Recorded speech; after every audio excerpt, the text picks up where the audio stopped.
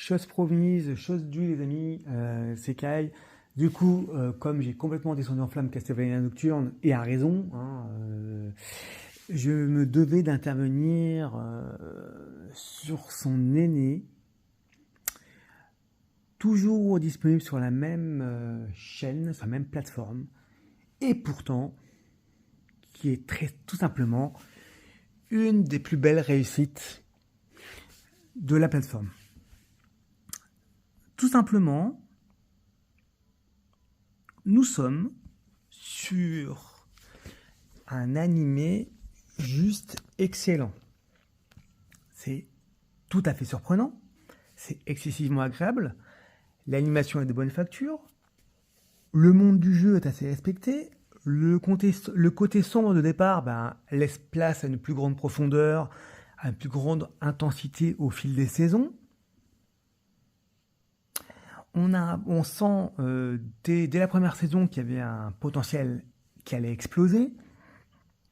Il se trouve qu'avec du recul, maintenant, comme maintenant il y a 4 saisons disponibles, ça ne fait que confirmer ce que je pensais. On a un début qui est assez lent, mais en effet, un combat mérite un peu plus d'attention. Hein. Pas de spoiler, mais il aurait mérité un peu plus d'attention, qui est un peu plus expédié. C'est juste une excellente surprise. Ça monte en qualité, ça monte en intensité, ça monte même en animation et de mieux en mieux au fil des saisons. Les personnages sont charismatiques à souhait, hein, faut pas se mentir, hein, on est vraiment sur le haut du panier des animés. Donc oui, il y a les mangas, oui, il y a les animés, oui, on sait que cette plateforme a tenté certaines choses. Quand j'aurai le courage de faire mon avis sur Pluto et déjà de voir les épisodes, je vous le ferai. Apparemment, on entend ici ou là que c'est excellent. Bon, je vous donnerai mon avis en toute objectivité une fois que j'aurai vu les 8 épisodes de 1 heure.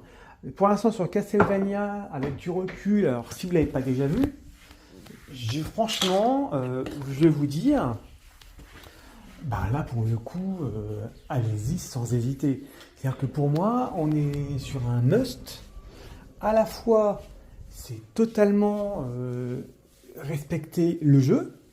Ça honore complètement le jeu et la franchise. Si on a marqué plus d'un, certains joueurs me diront la même chose ou pas. Vous donnez votre commentaire, ce que vous avez vu, parce que peut-être, comme c'est une série qui est ancienne, vous l'avez déjà vu. Si ce n'est fait, jetez-vous sur la série, hein, sincèrement. On est sur un must.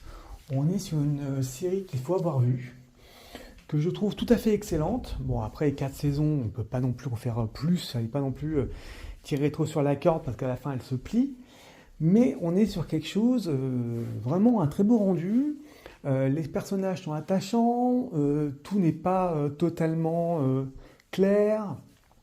On a des personnages secondaires qui n'ont pas forcément un rôle secondaire dans l'intrigue.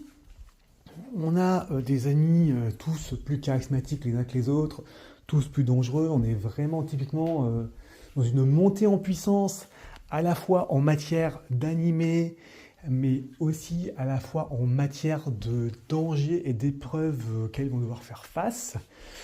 Donc je pense que pour le coup, si ce n'est pas déjà fait, vous pouvez clairement y aller.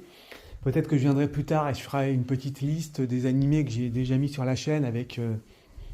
je trouverai un moyen peut-être de noter mes animés en fonction de ce que j'ai pu voir. Là-dedans, si on est sur du 10, là on est facilement sur 7 sur 10, ce qui est très très bon.